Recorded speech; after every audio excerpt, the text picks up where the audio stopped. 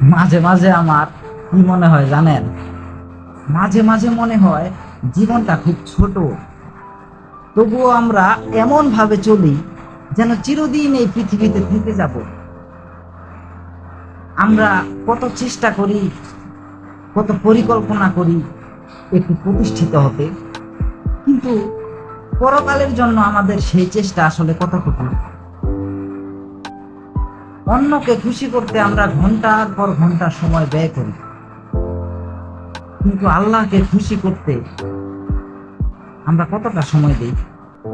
সত্যিকারের সুখ তো সম্পদে থাকে না, পদমর্যাদায়ও থাকে না। সত্যিকারের সুখ লুকানো থাকে ভিতরের শান্তিতে, যা পাওয়া যায় আল্লাহর স্মরণে।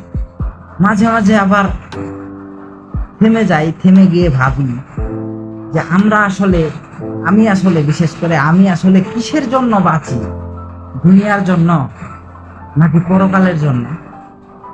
আমার আসল ঠিকানা কোনটা? আমার দৃষ্টিকোণ থেকে আমি এই দুনিয়ায় ক্ষণস্থায়ী, একজন মুসাফির, একজন পরীক্ষার্থী।